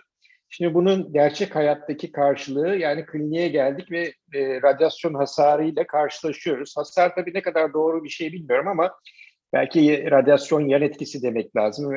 Tıpkı şu anda işte CTC'de kullanıldığı gibi adverse effect, adverse event olarak da adlandırmak lazım ama gerçek hayatta bir takım şeylerle karşılaşıyoruz. Bir defa bu karşılaşmalarda kusura bakmayın, sunum İngilizce, belki BENTZEN kalırsa diye İngilizce sunarım diye şey yaptım ama her halükarda ben size Türkçe anlatacağım. Şimdi neden değerlendirmemiz ve bunu kuantifiye etmemiz gerekiyor? Yani radyasyon hasarı. Bir defa yani yaptığımız işin karşılığını bir defa görmemiz lazım. Yani onkolojik olarak diyoruz ki lokal kontrol oranımız %90. Peki bunu yaparken ne oranda bir yan etkiyle biz bunu gerçekleştiriyoruz? Bütün zaten radyoterapinin terapötik window, terapötik indeks dediğimiz şeyin aslında temeli bu. Yani bir tarafta sadece %90 lokal kontrol bildirdiğiniz bir makalenin kabul edilme şansı, eğer yan etkileri bildirmiyorsanız pek bir şansı yok demektir. Dolayısıyla bunu bildirmemiz gerekiyor. Kendi sonuçlarımızı da görmemiz açısından. Bu niye gerekiyor? Bir defa radyoterapinin diğer tedavilerle karşılaştırılabilmesi için gerekiyor. Yani biz cerrahiye karşı daha iyi miyiz, aynı mıyız? Eğer aynıysak yan etkilerimiz daha mı iyi acaba? Hep şunu da göz ardı etmememiz gerekiyor. Birazdan bu değerlendirmelerle ilgili klinikte kullandığımız skorlamaları konuşurken bahsedeceğiz. Aslında çok da farkında değiliz yaptığımız işin. Çünkü biz organ koruyucu bir tedavi yapıyoruz. Ama mesela bir akciğer kanserli hasta yeri geldiğinde bir akciğeri çıkartılabiliyor ve bu yan etki olarak geçmiyor. Yani bir pneumonektomi yan etki değil ama siz bir radyasyon hasarı yaptığınızda bir akciğerde bu yan etki olarak geçiyor. O organın büyük bir kısmını, fonksiyonunu koruduğunuz halde. Aynı şey diğer organ koruyucu tedavilerle içinde geçerli. Yani biz aslında daha iyi bir iş yapıyoruz ama bunun da farkında olabiliyoruz. Başka ne için gerekli? Diğer radyoterapi tekniklerinin, dozlarının, volümlerinin, fraksiyonasyonların karşılaştırılması. Biraz evvel de Benson'ın söylediği gibi mesela ilk EMAMI yapıldığı zaman, yayınlandığı zaman, o zaman böyle en çok trendi iş hep böyle fraksiyonasyon çalışmalardı. Hiperfraksiyonemin verelim, günde 2 defa mı, akselere mi yapalım? doz, günlük hipofraksiyoneleri yavaş yavaş kullanalım mı gibi çalışmalardı. Ama laboratuvardaki sonuçlarla klinik her zaman çok birbiriyle örtüşmedi. Dolayısıyla gerçek hayat her zaman için daha önemli. Dolayısıyla biz de bu sonuçlarımızı bildirirken mutlaka bu yan etkileri de burada göz ardı etmememiz gerekiyor. Ayrıca bir takım çalışmalar yaptığımızda da bunların birbiriyle karşılaştırılabiliyor olması lazım. Yani Amerika'da birisi bir çalışma yaptığında, Avrupa'da birisi çalışma yaptığında veya Japonya'da bunlar birbirine yan etki skorlaması açısından en azından bir eşdeğer olması gerekiyor ki birbiriyle karşılaştırılabilmesi için. Ve daha da önemlisi belki biz bunları bilip işte QUANTEC veya diğer modellemelerle olası yan etkilerini ya işte şöyle bir doz verdik bunun karşılığında bu olabilir dediğimizde karşımıza çıkabilecek toksitelere de hazırlıklı olabilmemiz için bunlar hepsi çok önemli. Şimdi akut ve geç yan etkileri biliyorsunuz ayırt ediyoruz. Genellikle radyoterapi sonrası 3 aylık dönem içerisindeki akut ve geç yan etkilerde 90 günden sonrakiler olarak değerlendiriliyor. Aslında biz radyasyon ilk kullanılmaya başlanmasından itibaren bu yan etkilerin gözlendiğini biliyoruz. Nereden biliyoruz? Çünkü akut etkiler daha ilk uygulandığında cilt eritem dozu ile zaten verilmesi gereken doz veya verilebilecek doz hesaplanıyor. Yani biz bugün 60 Gray işte şu tümörde hastalığı kontrol eder lafına gelmeden önce bir tümörün kontrol edilebilme ihtimalinden ziyade cildin tolere edebileceği şeyleri konuşuyorduk. Yani o cilt onu tolere ediyorsa tamam bu dozda artık kesmemiz gerekiyor ve ben hatırlıyorum 70'li yıllara kadar, 80'li yıllara kadar bile bunun çok böyle kıdemli eski hocaların bunu kullanıldığını anlattıklarını biliyorum. Yani bu cilt kızarmış tamam artık bu tedaviyi kesebiliriz, bu yeterli bir dozdur diye uzun yıllar kullanılmış. Bu tabii eski cihazlar, orta voltaj cihazlarla yapılan tedaviler ama 3 boyutlu, daha doğrusu daha derine penetre olan mega voltaj cihazlar çıktıktan sonra daha geç yan etkilerde farkında olunulmaya başlanmış. Çünkü verilen dozlar çok daha farklı dozlara çıkılabilmiş. Ve ilk aslında bu geç yan etkinin önemli olduğu şeyi 1948 yılında Londra'da Hammersmith'te yapılan hızlı nötron çalışmalarıyla ortaya çıkmış. O zaman çok böyle revaçta olan bir şey. Normal fotonlarla tedavi edemeyeceğiniz radyo dirençli tümörlerde, özellikle tükürük bezi tümörlerinde mesela uygulanmış akut yan etkilerin kabul edilebilir düzeyde olduğu görülmüş ama daha sonra takip edildiğinde bu hastaların çok ciddi geç yan etkileri olduğu ortaya çıkmış ve bundan sonra aşağı yukarı 30 yıl kadar nötronlar bir kenarda kalmış ta 70'li yıllara kadar. Dolayısıyla ilk fark edilmesi belki geç yan etkilerin bu dönem. Ve bundan sonra 70'li yıllarda da RTOG tarafından özellikle bu hızlı nötron çalışmalarında kullanılmak üzere geç morbidite skorlama kriterleri geliştirilmiş. Ve bunun da gayet güzel şeylerini James Cox'un yazılarından takip edebilirsiniz. Tabii bu Amerika'daki çalışmaların yanında bu yıllar içerisinde özellikle Avrupa'da da yürüyen çalışmalarla birlikte ya biz bunu birlikte bir toksite kriterlemesi yapalım. Common toxicity kriterlemesi şeklinde 95'li yıllarda ifade edilmeye başlanmış. Ve bu biraz evvel söylediğim geç morbidite 70'li yıllarda konuşulmaya başlandıktan sonra 85'te aslında akut radyasyon morbidite skorlama kriterleri geliştirilmiş. Bu geç şeyin üzerine. Daha sonra da NCI'nin geliştirdiği bir standart toksite kriterleri var ama en çok kullanılan RTOG, UITC toksite kriterleri hem akut hem geç toksite için 1992'de ilk olarak kullanılmaya başlamış bir meme konservasyon tedavi çalışmasında da ortak şey. Demin de bahsettiğim gibi James Cox'un bu konuda çok önemli çalışmaları var. Bu konuda hakikaten lider kişilerden birisi 1986'daki bir Astro Presidential adresinde ağırlıklı olarak fraksiyonasyondan bahsettiği bir konuşma bu. 87'de de daha sonra Kırmızı Dergi'de yayınlanmıştı bu. Ama orada bir değindiği bir konu var. Geç etkilerin önemine bahsediyor ve geç etkiler öyle hani ya işte bir yılda şu miktarda, 2 yılda şu miktarda falan gibi değil veya var yok şeklinde değil, kümülatif olarak bildirilmeli. Çünkü birçok geç etki progresif ilerliyor ve bunları daha sonra tıpkı sağ kalım eğrilerinde olduğu gibi komplikasyonsuz sağ kalım veya komplikasyon gelişene kadar geçen süre, örneğin burada görüldüğü gibi radyasyon miyeliti gelişmesi, radiation myelitis free survival gibi sağ kalım eğrileri şeklinde bildirilmesi gerektiğini özellikle söylemişler. Şimdi genel baktığımızda farklı skorlama sistemleri görebiliyoruz ama genellikle 0'dan 5'e kadar gidiyor. 0 hiçbir yan etki yok. 5 ölüm olarak geçebiliyor veya bazı skorlama sistemlerinde o organın fonksiyon kaybı veya tamamen organ kaybı şeklinde bildirilebiliyor. 1, 2, 3'te şöyle hafif semptomlar, orta dereceli semptomlar, grade 2, derece 3 şiddetli semptomlar ama derece 4'te yaşamı tehdit eden semptomlar şeklinde olabiliyor. Şimdi 1995 çok önemli. Bu özellikle yan etkileri skorlanması ile ilgili 92'de yılında yapılan bir LENT ve SOMA konsensus konferansı var. Yani geç etkiler, normal dokulardaki geç etkileri inceleyen bir toplantı bu. Hem Avrupa hem Amerika, RTOG ve ERT'si bir araya gelerek çalışma gruplarının oluşturdukları bir şey. Ve 95 yılında hem Kırmızı Dergi'de hem de Yeşil Dergi'de eş zamanlı bir sayı çıkarttılar.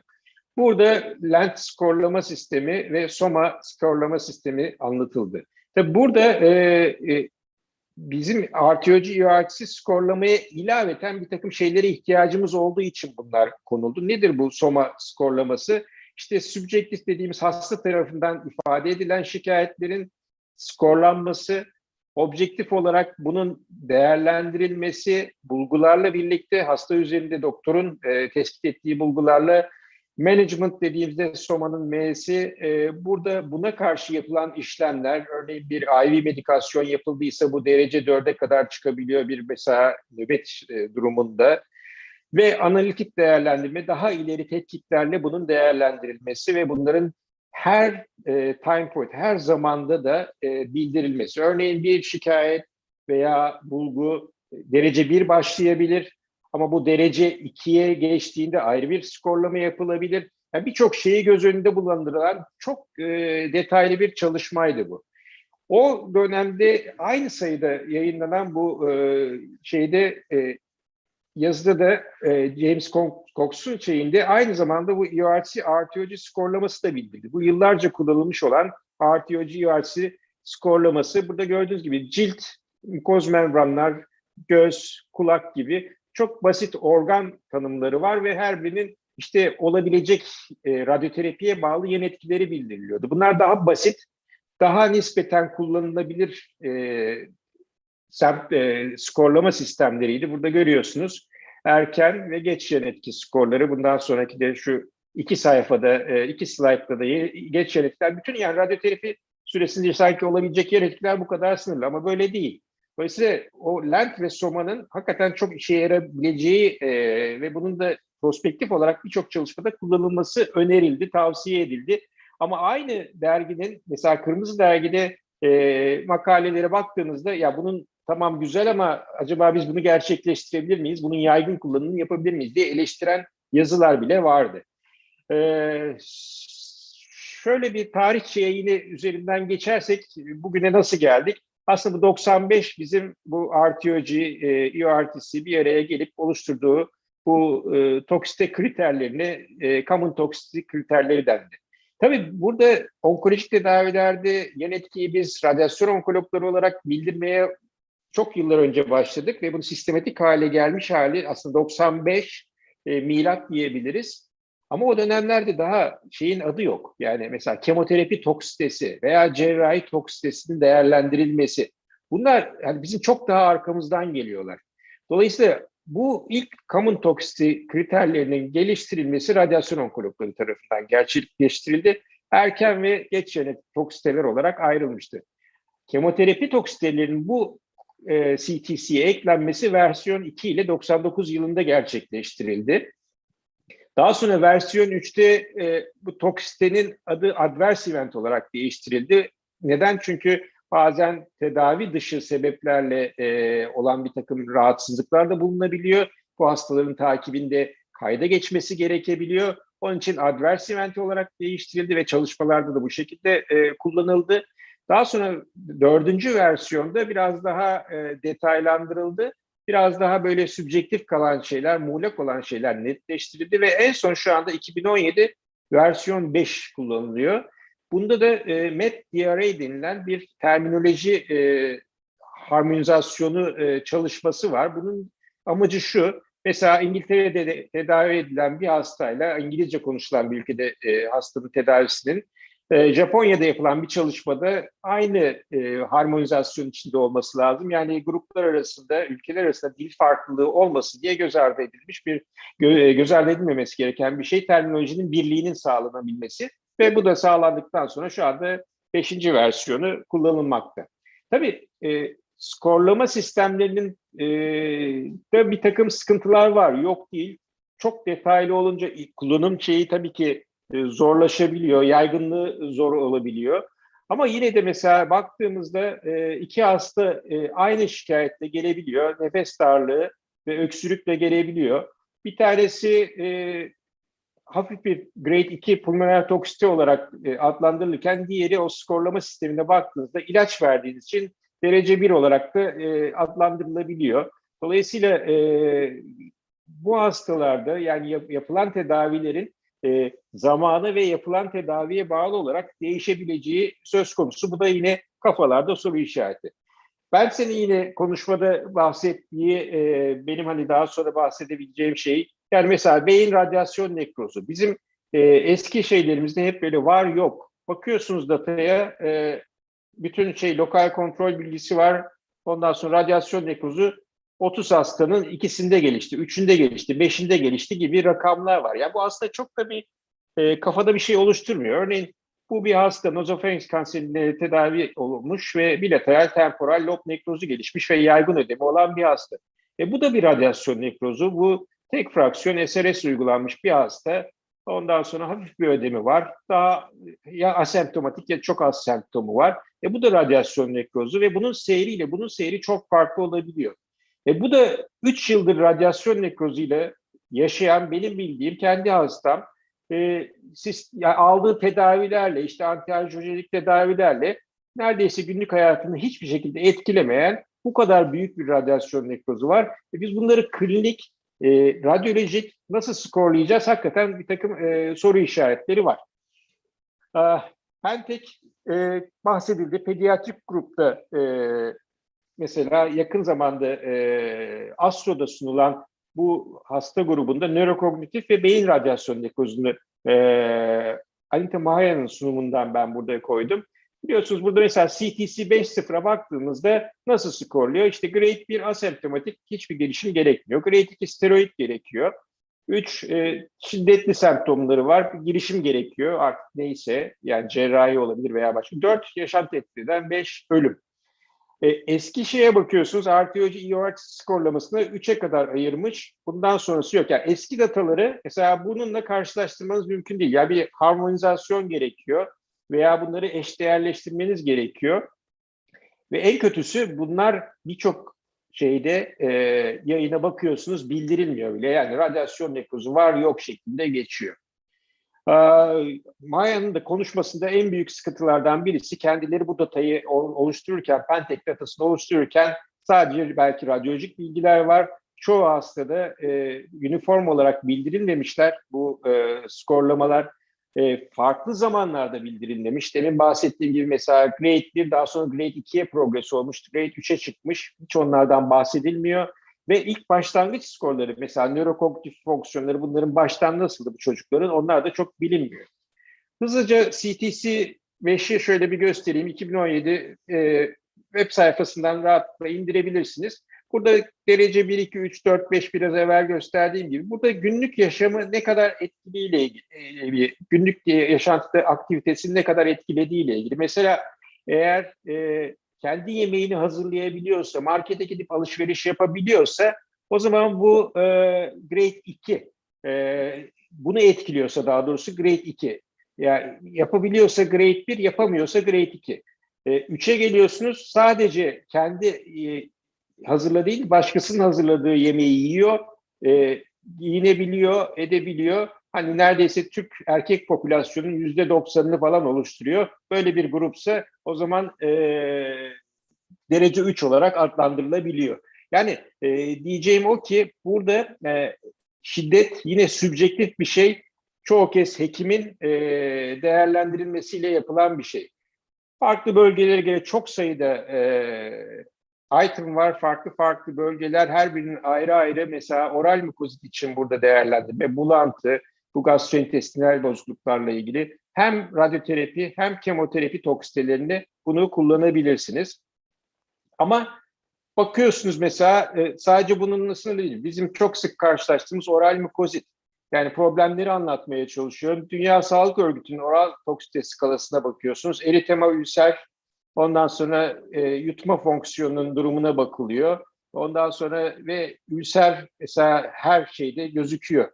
Ama şeye bakıyorsunuz, artiyolojide ülser en sonda. Yani derece 4 dediğimizde bunun ne olduğu artiyoloji skorlamasına göre olduğunu bilmemiz gerekiyor. Eğer Dünya Sağlık Örgütü'ne bakarsanız bu derece 2'de yer alıyor.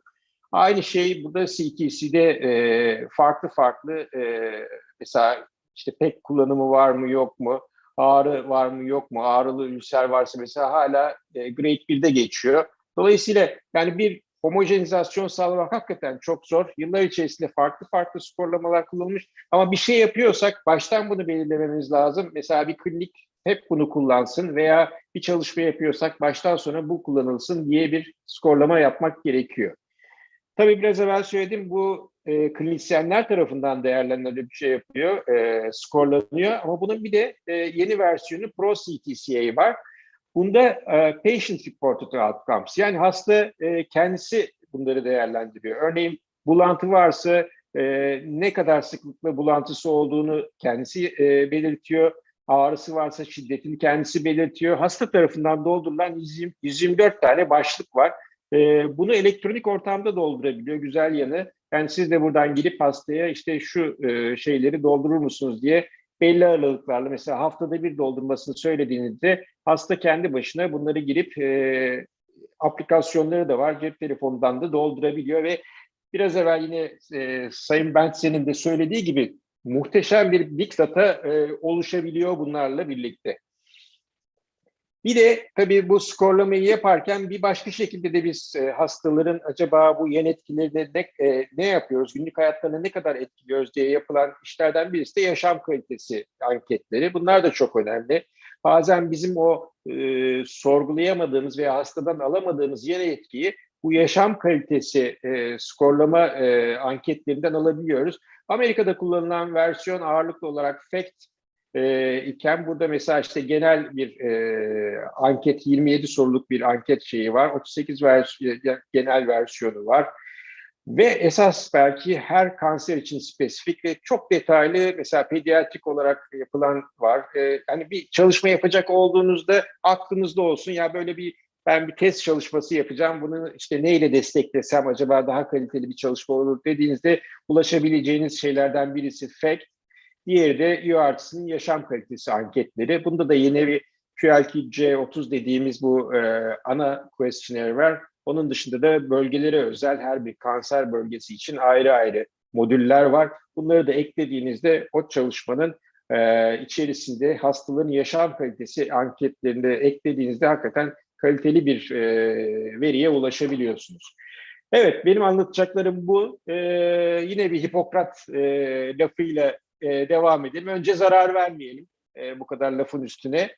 Ama zarar vermemiz gerekiyorsa da hani bu Antakya'daki mozaikteki gibi yan gelip yatmayalım. Bir zahmet onları grade'leyelim ve raporlayalım diyorum ve teşekkür ediyorum. Beste Hocam istersen sen moderatör ol. Soru varsa alayım. Sesini kapalı. Şimdi geliyor mu? Geliyor. Evet. Fevkalade bir sunumdu hocam. Çok güzel özetlediniz. Çok güzel mesajlarınızı da verdiniz. Yani dosyalara muayene ettikleri zaman arkadaşlarımız hem derecelendirecekler hem de parantez içinde neye göre derecelendirdiklerini de yazacaklar. Hangi şeye göre, kriteri kullandıklarına göre. Sizin günlük rutininizde kullandığınız hangisi hocam? CTC mi? Versiyon 5'i mi kullanıyorsunuz? Nasıl yapıyorsunuz? Şimdi şöyle, günlük pratikte bunları kullanmak çok zor. Çoğu kez insanlar bunları sadece bir klinik çalışmaya katıldıklarında önüne koyuyor. Her seferinde ya bu grade 1 mi 2 mi? Ya bir defa şu var, yani artık dünyada birliğe gidilmiş durumda. Bizim artık RTOG, URC skorlamasını herhalde kullanmamamız gerekiyor. CTC versiyon 5 artık universal hale gelmiş durumda. Dolayısıyla biz de bunu rutin hale getirmemiz lazım. Çok sayıda item var, yani bir sürü semptom var, bulgu var, bilmem ne var. Ama gerçekten de yoğun poliklinik içerisine bunun yerleştirilmesi çok zor. Ama şu mümkün bence. Yani alışkanlık elimizin altında bulunması, her ne kadar prospektif çalışma yürütmüyor olsak bile kendi retrospektif datamızı kullanırken geriye dönüp ya bu CTC'ye göre bu grade 3 bir işte oral mukozitmiş bu akut reaksiyon. Bunu söyleyebileceğimiz en azından datayı işlememiz lazım. Yani hastanın ağzında işte konfleyen mukozit görüldü. Bu ifade çok önemli. Veya işte IV hidrasyon yapıldı. Yani biz günlükte yaptığımız işleri yazmıyoruz. En büyük defektimiz o. Yani o anda skorlamamız şart değil. Ama o anda yaptığımız işi kaydettiğimizde daha sonra geriye dönüp bunu skorlama şansımız olabiliyor. Benim söyleyeceğim bu, ama Serra, Beste, siz günlük pratiğinizi isterseniz söylerseniz belki daha yardımcı olabilir. Gerçekten çok teşekkür ediyoruz Ufuk Hocam. Harika bir konuşmaydı. Her zaman yani hiç tartışılır. Yani ben de sizin dediğinize çok katılıyorum. Hani hiçbirimiz poliklinikte o yoğun akışın içinde böyle hani Artı Hoca'ya göre şöyleydi, common toxicity kriteryaya göre şöyleydi diye sınıflamıyoruz ama yani CTC'leri kullanmak en akılcısı. Hani Artı Hoca biraz da artık çok yeterli bir skorlama sistemi değil bizim için. Bir de kombine tedavileri de beraber yaptığımız için hani yetersiz kaldığını düşünüyorum ben onun pek çok alanda. Biz de hani geriye dönük değerlendirmelerde yani olan her şeyi oraya yazmaya çalışıyoruz ama tabii çoklu hekimin olduğu bizim gibi büyük kliniklerde hani değil mi dosya pek çok kişinin elinden de geçiyor. Hani o ortak dile oturtmak da çok kolay bir şey değil. Mümkün olduğu kadar gördüğümüz her şeyi yazmalıyız. Bunları da report etmeliyiz. Çünkü QUANTEC'e başka türlü katkı sağlayamayız. Bizim gibi ülkelerden çıkabilecek en iyi yayınlar aslında yan etkilerimizi dokümante ettiğimiz yayınlar. Yani daha sonra site edilme olasılıkları yüksek. Bence hani bu kursun asistan arkadaşlara yönelik olduğunu da düşünürsek lütfen hani her şeyi rapor edin. Gördüğünüz her şeyi kaydedin. Ve bunları bir şekilde değerlendirin. Çünkü bunlardan çok kaliteli ve o big data'ya da temel sağlayacak yayınlar çıkacak aslında. Bunları kendi gözlemlerimizle paylaşacağız. Ben bir soru sorabilir miyim size?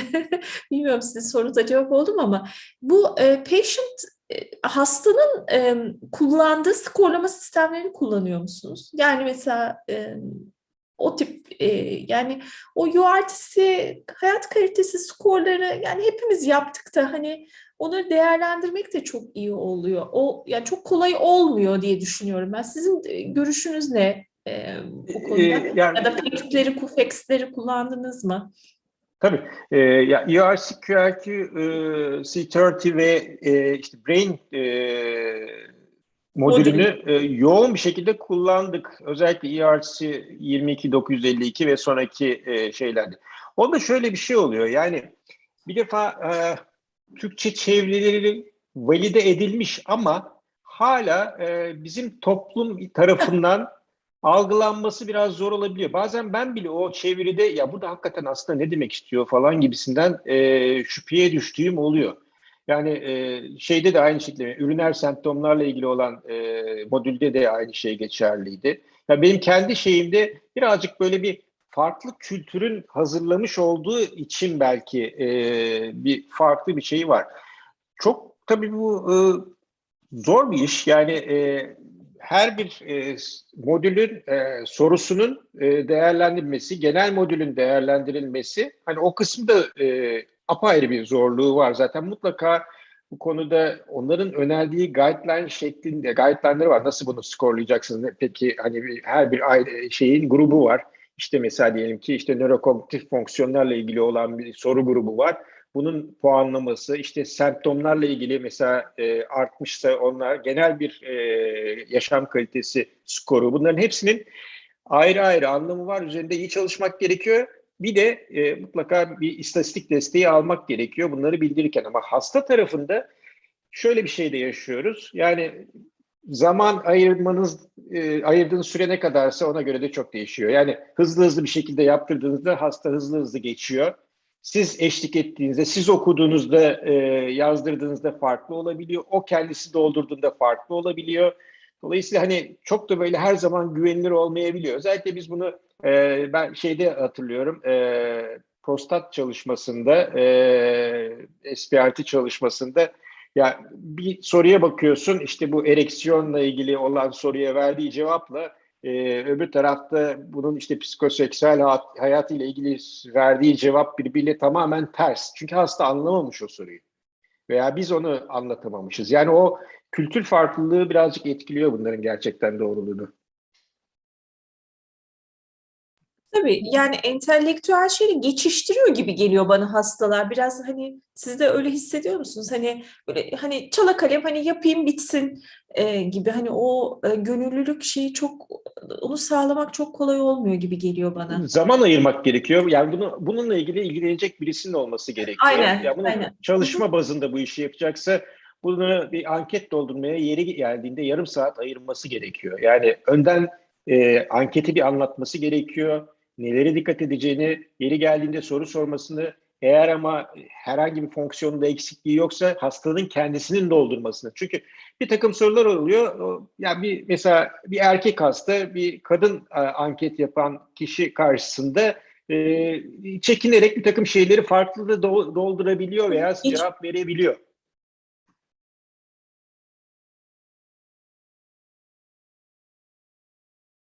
Serra kesildi. Serra'yı bloke ettik. Ben küçük bir şey söyleyebilir miyim hocam? Bu anketler aslında yaşam kalitesi anketlerinin aslında hastanın kendisi tarafından doldurulması gerekiyor değil mi? Yani hani bizim onu Kesinlikle. okumamız gibi değil de ya da böyle gerçekten hani ona bir zaman ayırıp bir köşede oturacak, sakin bir şekilde orada şey yapacak. Hani okuma yazması da olacak, gözlüğü de takılı olacak gözünden, ne bileyim sakin ve zamanı olacak bir yerde. Yani o farklı bir şey yapabilir. Yani gerçekten aslında bunun bu şekilde yapılması gerektiğini yani arkadaşlarımız için de söylersek, yaşam kalitesi çalışacaklarsa, tez yapacaklarsa bununla ilgili aslında doğrusu bu. Bunu belirtmek istedim. Bir de hani derecelendirme ile ilgili ben de hani küçük bir şey söylemek istiyorum. Eskiden beri böyle o CTS'in 3. versiyonundan beri aslında hani ilk uzmanlığımızın zamanlarından beri bir şekilde benim böyle baktığım hasta grubunda kabaca o graklamalar aklımda kalmış. Yani her seferinde açıp bakmıyorum ama ben poliklinik için kendime böyle bir fotokopi dosya hazırlamıştım. Dediğiniz çok doğru. Yani her seferinde açıp ona bakmak hele yoğun bir poliklinikte mümkün değil ama kabaca kafamda böyle oturmuş bir CTC graklaması var. Bugün yaptığım ya da uzun zamandır kendi poliklinik rutinimde yaptığım şey mutlaka derecesini o kafamdaki şeye göre yazmak. Yani tarif etmek tabii dediğiniz çok daha güvenilir. O tarifi yapmak daha güzel aslında. Ama o gradı bir şekilde oraya yazıyorum. Yani 1, 2, hepimizin böyle o klinik tecrübesinde de alıştığı bir şey var. Onu oraya yazmanın arkadaşlarımız için değerli olduğunu ya da dediğiniz gibi tarifi yapması, ona bakması, o yan etkiyi sadece yan etki deyip geçmemesi, görmesi çok çok önemli. Yani bu dersi koymamızın sebebi de bu aslında. Buradaki farkındalığı arttırmak. Bir de ben bir şey sormak istiyorum. Bu ProCTC'nin web sayfasına baktığımız zaman test edildiği diller için işte basit Çince, İngilizce ve İtalyanca diyor olarak. Acaba hani bunu hasta yapacağı için bunun Türkçesi ile ilgili bir çalışma yapılabilir mi? Bilmiyorum. Sadece sordum. Yine. Ben de bildiğim kadarıyla görmedim ama yapılabilir. Çünkü daha evvel biliyorsunuz bir ERC'nin birkaç tane validasyon çalışması Türkiye'de yapıldı. Biz de birkaç tanesinde birlikte çeviri, translation ve validation, iki ayrı şey var onun bir de. Hani çeviri kısmını da mesela onun da bir yöntemi var. Onu eğer yoksa mesela böyle bir şeyin çeviri işini üstleniyorsunuz. bir sürü kişiye bunu işte native speaker olanla işte bilmem şey olan native English speaker, native Turkish speaker 2 ayrı gruba şey yapıyorsunuz. Bunlar yapılabilecek işler. Yani hakikaten yapılabilecek bir sürü şey var. Bu da elektronik ortama aktarılıp mesela hastalar tarafından cep telefonuyla kendi Crash oynayacakları yere sizin anketinizi veya işte sorularınızı cevaplandırabilirler yani. Onu tabii yapmaları Beklerken. için herkes tabii yani az çok everything little English biliyor, İngilizce biliyor olabilir ama yani hani kendisindeki bir şikayeti ifade etmek için. Yok ben Türkçe'ye çevirmeyi diyorum yani zaten. Evet, yani çevirdikten sonra. Evet yani herhalde öyle olursa hastaların da hoşuna gidebilir diye düşündüm de ben hem yani daha da işimizi de belki kolaylaştırabilir bir yandan da biz de hani gördüğümüz için o yan etkileri göreceğimiz Yani için. genç arkadaşlara buradan çok mesaj çıkıyor. Buradan çok ekmek çıkar. Çalışırsanız, araştırırsanız kendinize, kariyerinize etki edecek çok sayıda şey bulabilirsiniz. Evet. Sorun yoksa aslında bugünü kapatabiliriz. Fevkalade bir gündü. Yani hani Benson benim de hocam biliyorsunuz Grey Kanser'den tez hocam aynı zamanda. Kendisi fevkalade önemli bir insan. Radyasyon onkolojisi camiasında inovatif bir insan. Yani yeniliklerin şeyi olan yenilikler getiren bir insan. Değerli CV'siyle. Bunu yani Ufuk hocamızın da sunumu fevkaladeydi. Ben çok faydalandım yine hatırladım. Çok teşekkür ediyoruz. Ufuk hocam siz bitirin. Hafta şey yapmadan önce. Yani çok teşekkürler Ufuk hocam. Ben de tekrar teşekkür edeyim.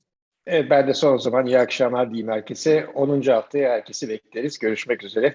İyi akşamlar diliyoruz. İyi akşamlar. Sağ olun. Unutulmaz akşamlardan biri oldu. Öyle.